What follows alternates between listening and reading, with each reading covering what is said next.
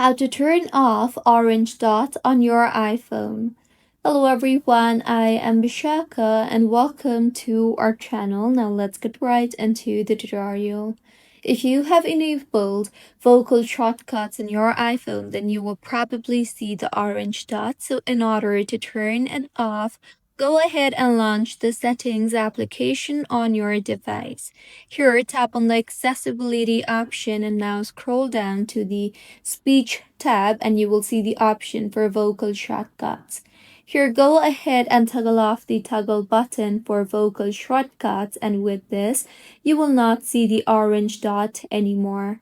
So, this is how you can turn off the orange dot on your iPhone. If you find this tutorial helpful, please like the video and do comment if you have any queries.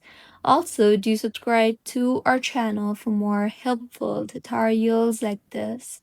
See you on the next one.